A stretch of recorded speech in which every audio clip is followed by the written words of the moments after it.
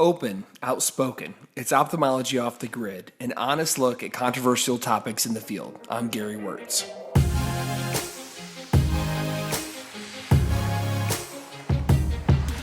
Welcome to another episode of Ophthalmology Off the Grid's Survive and Thrive series.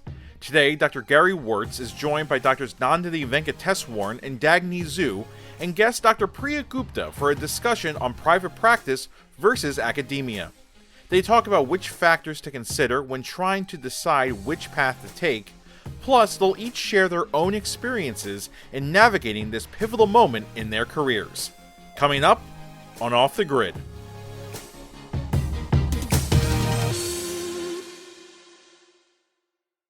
Support for this podcast comes from Bryn Mawr Communications. BMC produces a number of informative podcast series spanning a variety of topics in ophthalmology. Discover a new show at itube.net/podcasts.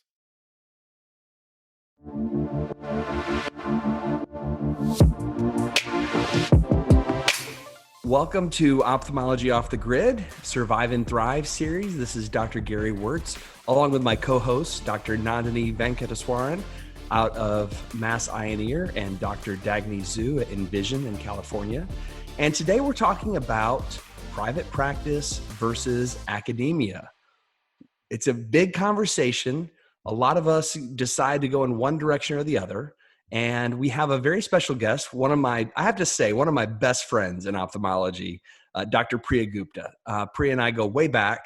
We've worked on a number of projects together, especially recently, and we'll probably get into a little bit of that. But without any further ado, Preeya, thank you for joining us tonight on Ophthalmology Off the Grid. Thanks so much for having me, guys. And Gary, you are one of my best friends in ophthalmology. It's just so much love. It's great. Yeah. It's great. So we're talking about academia and private practice. You and I span that entire conversation. You're at Duke and have been there, I guess, since fellowship. Is that right? This is my 10th year on faculty. Wonderful.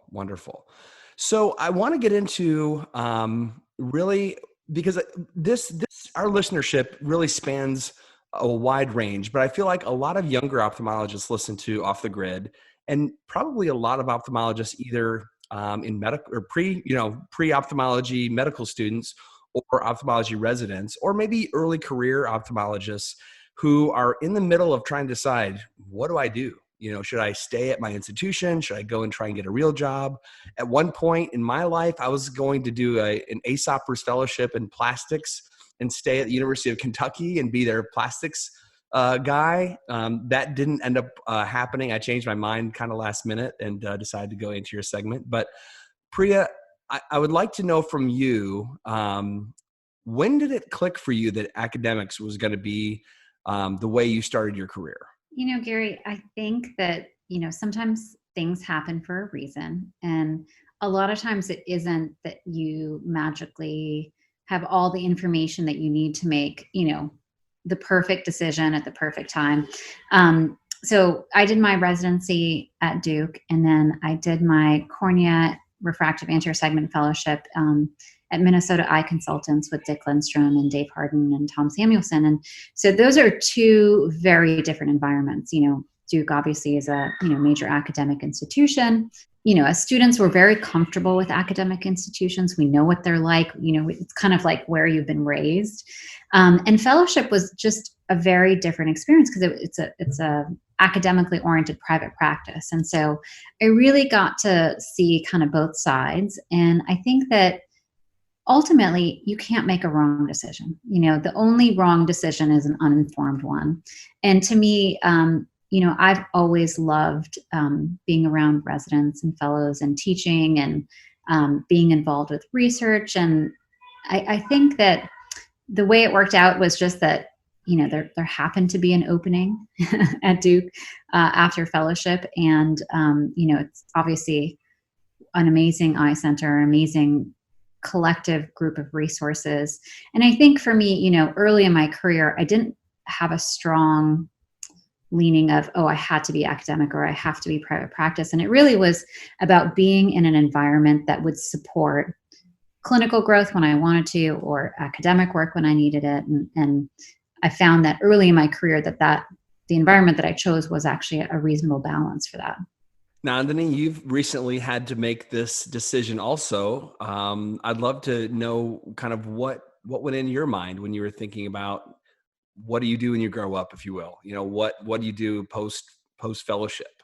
Yeah, I remember, I mean, it was just under a year ago now. And I remember even talking to Priya quite a bit as I was trying to make my decision. Because for me, I think, like she was alluding to, academics was always what I knew. And I did my residency at Bascom Palmer, my fellowship at Duke, and all of my mentors were academicians, and watching how their careers evolved. For me, it was kind of identifying people who I wanted to, emulate in terms of their career paths or what they were accomplishing, and see, how I could make that possible. And for me, academics seemed like a very, very safe and a very supportive place to start. I think there's a lot of career security in academics, and there's many opportunities in any academic institution, not only clinically, but also from research standpoint, grant funding standpoint, education standpoint for trainees. And I think you also have the opportunity to kind of establish, a niche or a name for yourself, and pick an area that you want to specialize in. And the diversity and the complexity of patients you'll encounter in an academic setting will help you, further identify those areas of interest, and hone them in, because we all come out of training, very excited and enthused to see and do everything. And, 10 years down the line, that's going to change. And we're all going to find those areas that we want to, become quote unquote experts on. So I thought that was great. And Mount Sinai, I'm primarily at a satellite location, but I'm also operating at the main eye center and seeing patients and working in the ER there as well. So it's been a nice hybrid model actually for me to, work in kind of an office-based setting, but also have opportunities to work with trainees in the emergency room, and work in the clinics there where, patients are sicker or more indigent than more so in the satellite. So I really enjoyed it so far, 2 months in, can't complain. Yeah. And Dagny, you were kind of on the other side. And I know it took a little while for you to really get started. But you're at Envision, a fantastic group practice or chain of practices. And you're, I think, the youngest owner of one of those centers. Walk me through your thought process on which way to go. Did you know early on you wanted private practice, or was it more of a struggle to decide? I was really similar to Priya. Like, I had a really open mind coming out, especially because my number one priority was getting back home to Southern California. I know for some people, geography becomes their, number one priority based on where their family is.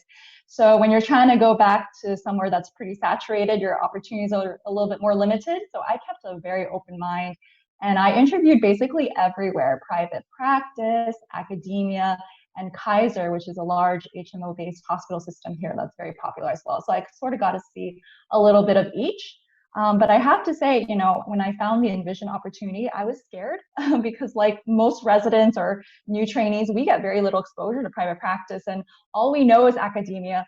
And I was afraid of missing out and losing everything that I loved from academia, namely the opportunity to do, real research, and also to work with residents and to continue to teach.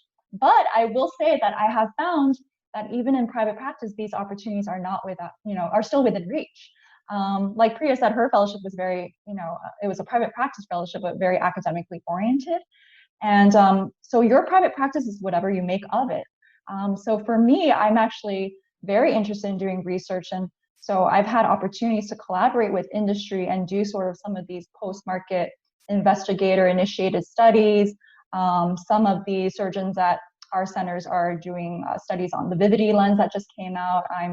I'm doing studies on the trifocal panoptics. And so, Dr. Tuma, who is the founder of Envision, he was, in a lot of the FDA trials of a lot of the things that came out. So it's actually pretty limitless, the type and amount of research that you can still do in private practice. It's sort of a different type of research. You probably couldn't do basic science research, for instance, as much, but the research opportunities are still there. And for teaching too, I actually have a lot of students who shadow me. A lot of them are med students, and I've had residents rotate with me too.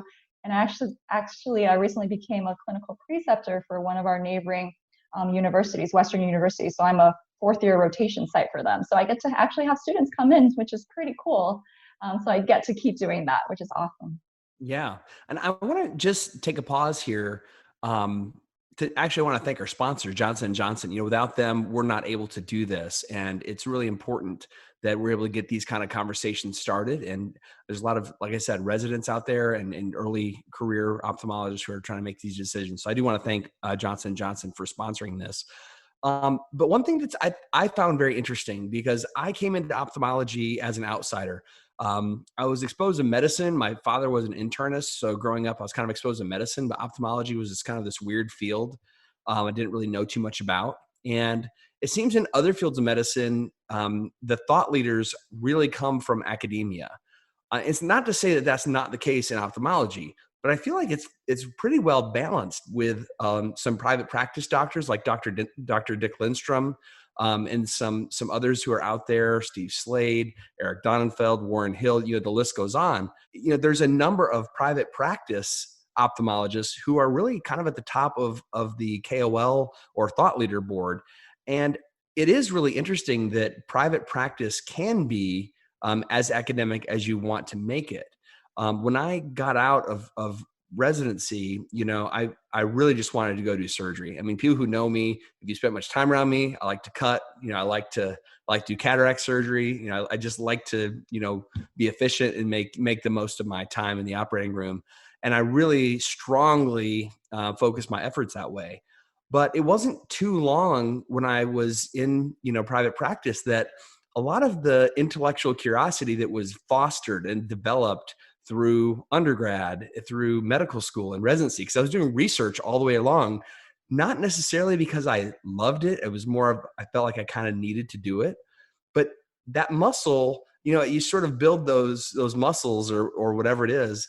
And, I started being curious about things. And so, not to say that you get the grass is greener effect where you're wondering, should I have gone into one thing or the other? But I will say that, in private practice and ophthalmology, you do have a lot of opportunities, like Dagny was saying.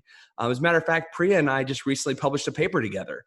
So Preeya, why don't you talk a little bit about that? Because that was something that you and I just over, I don't know, a cup of coffee, we were talking about our practices and how we could collaborate. And next thing you know, we've got, all these things that we've launched. So why don't you talk a little bit about that? Yeah, you're absolutely right, Gary. I can't emphasize enough to the people out there that are listening that really it is what you make of it. And I truly believe that in academics and private practice, you can be academic and you can be research minded. And just because you start in one environment doesn't need to mean that you end in that environment. Academic institutions change, private practices change. And I think, if I could give everybody one piece of advice before I tell everybody about our awesome paper, it is that, every 3 to 5 years, it's so important for you to sit down and look at what your own personal goals are, look at what your current environment is. And, you can always assume that something else is better, but there's going to be pros and cons to everything. And I think that unless you're actively reflecting on whether or not your environment makes you happy, or, are you achieving the goals of what what you want? If you don't reflect on that, you're not going to be your happiest. Partly because, sometimes we just need to accept limitations, and we need to accept that a certain environment can only provide, certain things. And I've always believed that, things are what you make of it. And you should not let anybody else control your destiny and your happiness, because it really is up to you, to perceive everything as it is. And if you don't like it, change it. But our collaboration, yes, Gary and I were, on the phone. Gary knows me well. I'm constantly walking outside. Yes. I think I always have my earbuds in, and Gary can probably hear the birds chirping on the trail. Right. But we were talking about femtosecond laser cataract surgery, and the topic of like, why doesn't everybody just feel like this is giving better visual outcomes? Like, we're doing it in a high percentage of our patients, and one thing led to another. A couple PubMed searches, we found that actually there's been no studies looking at the femtosecond laser and its impact on managing low levels of astigmatism, and what that meant for uncorrected vision. And so we worked together, and out of it created a formula, the Wörtz Gupta formula, which is freely available actually at lricalc.com. We learn things about building a website. lricalc.com is, blood, sweat, and tears of Gary Wörtz and Preeya Gupta trying to figure out like how to speak web designer. But most importantly, like such a great illustration of collaboration among colleagues, independent of our own environments. Gary has certain fortes, I had certain fortes, and the fortunate thing is that to put together, they all came together so nicely. And, those are the things that I really would encourage everyone out there listening. If you're, when I said earlier, things are what you make of it. So if you're interested in doing academic work, but you're in a private practice, reach out to your academic colleagues, and if you don't have all the infrastructure or vice versa, sometimes in private practice, you have access to certain things, technology-wise, et cetera, that you won't have in academics because it's a larger institution and there's less, control or choice sometimes. And this collaboration to me really just reinforced that if you have an idea, you can see it through to fruition. And, I think this was like a journey of learning because, after 10 years of academic work, I learned something new. And then, Gary and I have a list of 5 other projects in our pipeline of fun things. And, even from here, I feel like it's also a springboard to us working with other colleagues. We have Nandini, you're one of our, sub-investigators here, but we have our friends and colleagues testing out our formula and giving us, real world feedback. And, that turns into another larger collaboration. The website itself, we have international users. So it's impacting a number of people in ophthalmology. And, when I look at my day-to-day, those are the things that excite me.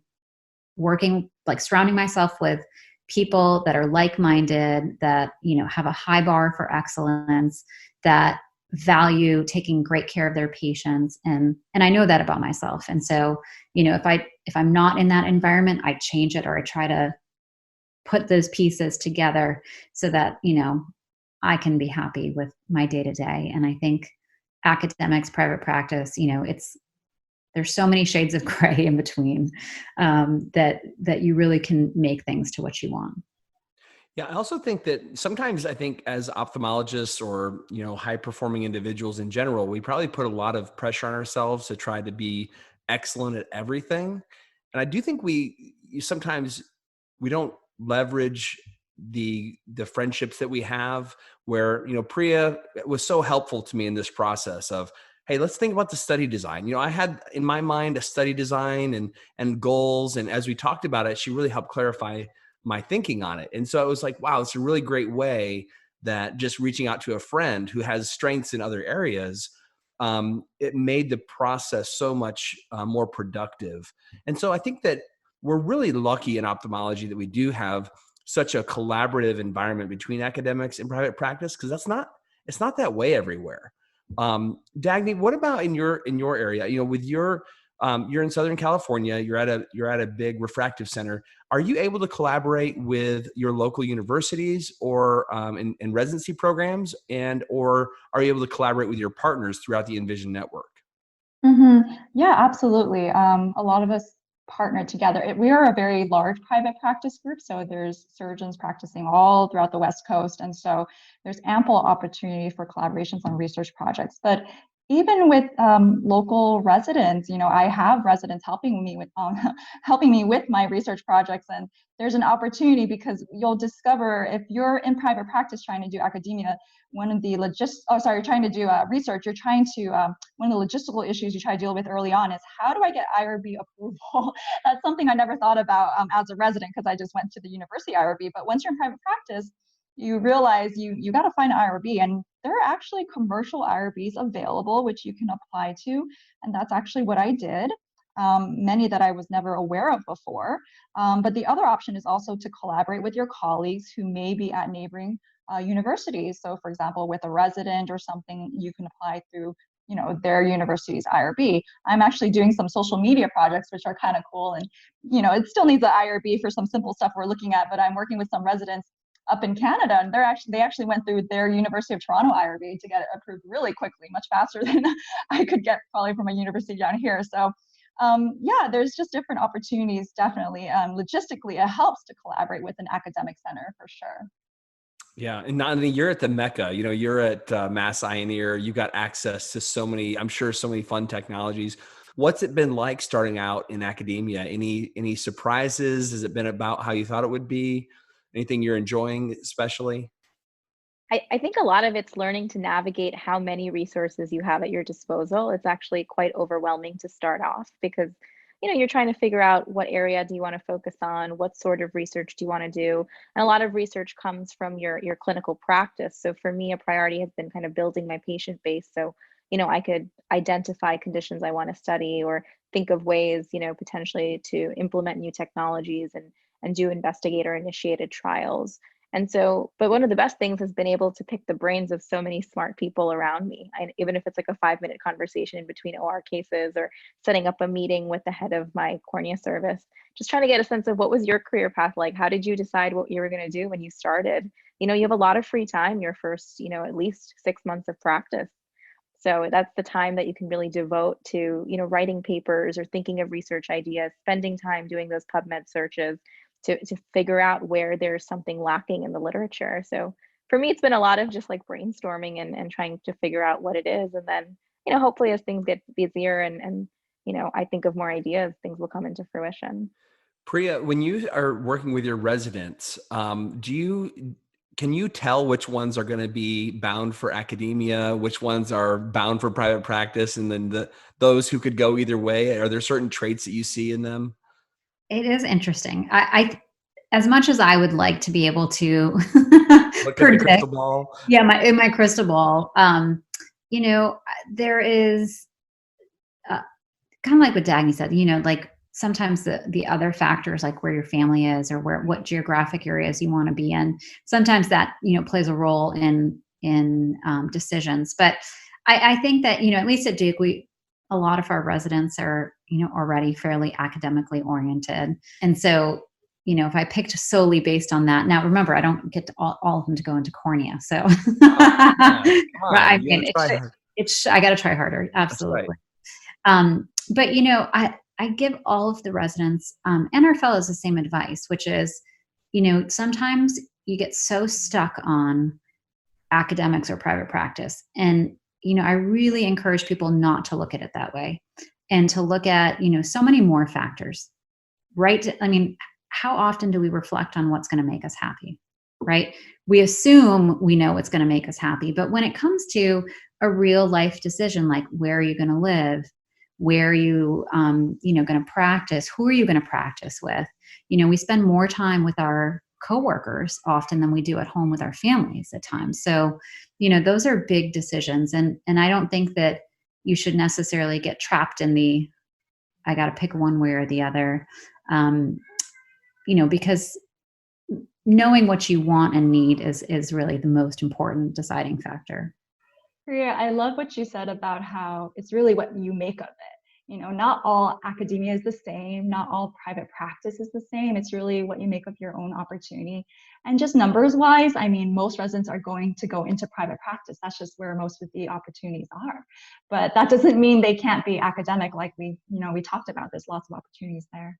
Absolutely. Wondering, do you have, for our young ophthalmologists or trainees listening, is there anything about academia that you don't like? Any cons about working in an academic setting, just so it can help them sort of make their decisions?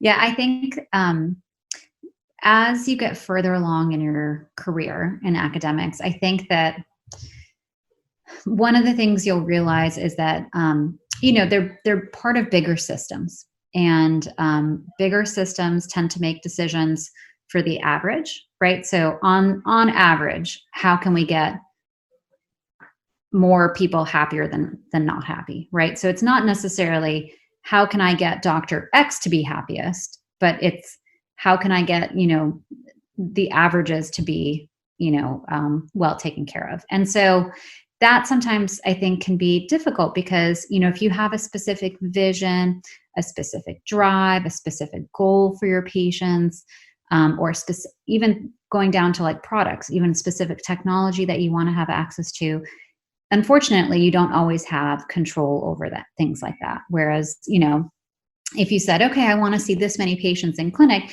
you might not be able to because there might be shared resources, or there might be, things where you are part of a bigger system, and it's not really as much about you, no matter how excellent your work is or how much your patients, love you. It's like things like that are important, but you're still part of a bigger circle. Whereas in private practice, your circle is smaller. You often have more autonomy and more decision making, but with that comes often more financial responsibility and more logistical sort of organizational kind of things. So right now when I go to clinic, I don't make a schedule. I don't, I show up, I see my patients. I hope that there's enough people to help me get through the day, and you move on. But I think that it goes both ways, right? So there's some days where oh, this is great that I, don't have to think about all these logistics. But then there's other times where you would like to change something, or you would like to improve something that's broken, and you can't fix it because it's a system issue. I'll say that as a, private practice partner, I'm able to really totally optimize my practice lifestyle. I can be as selfish as I want to be. As long as I can fund it, I can do whatever I want. I have full autonomy. Mm-hmm. The problem comes in when something like COVID hits and you are on the hook for making sure that all of your employees don't starve. I've got, 100 employees potentially, and maybe not quite that many, but not far off. And, if we're shut down, all those people I'm responsible for, and ultimately it's the doctors who make the revenue. And if we're not operating or seeing patients, so it's really, it cuts both ways. There's maybe a higher chance of, optimizing your lifestyle. You have a little bit more control over your income in some regard. But also you're really on the hook. And if things don't go well, you don't have the university there necessarily as a buffer between you and the big bad world that's waiting for you out there. So I do think it's sort of a risk reward calculation that we have to take into account. I do want to say, like, during COVID, I've actually, we all had maybe a little more time because we're not running and gunning and going to meetings and traveling everywhere. And I read this really great book called Ikigai, which is the Japanese secret to a long and happy life. It's actually by Hector Garcia and Francis Morales, who are both Spanish authors. It's in English, so it's a very quick read. It's only about 160 pages long.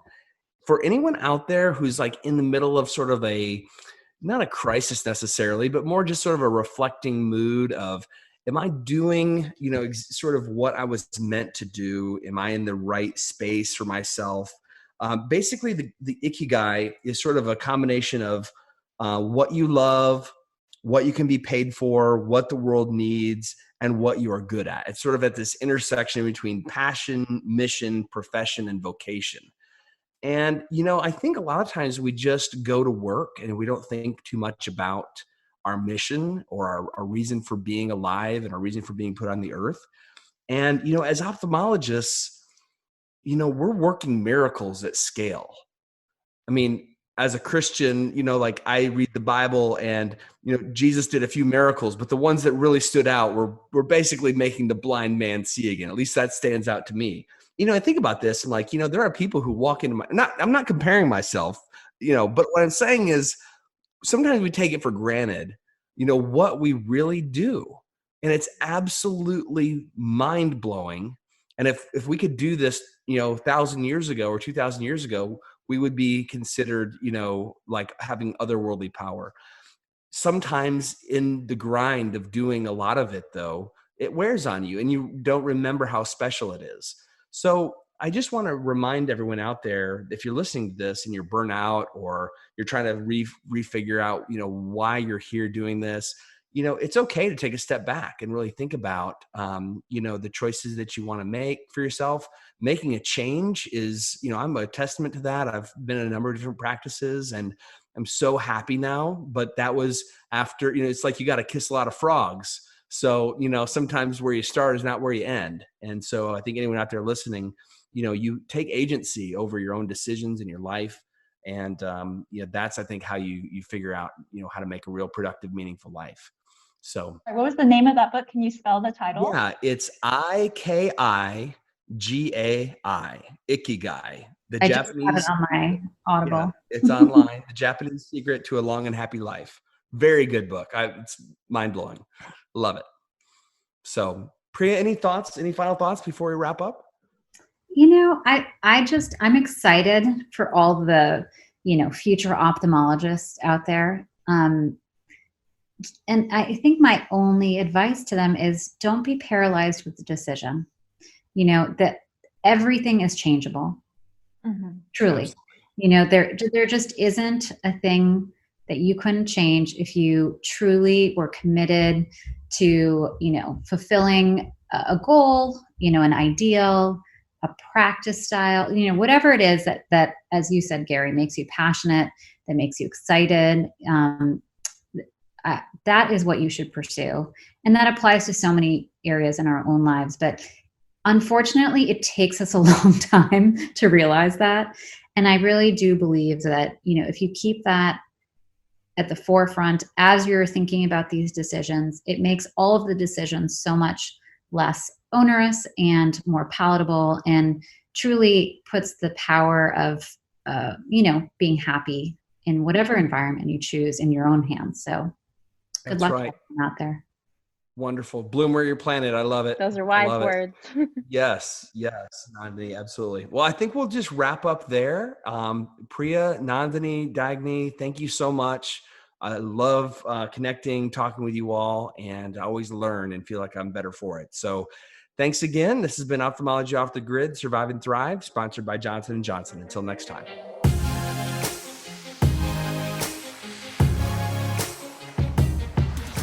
Thank you to our contributors for joining another episode of the Survive and Thrive series, and thanks to Dr. Gupta for sharing her expertise. This has been Ophthalmology Off the Grid. Until next time.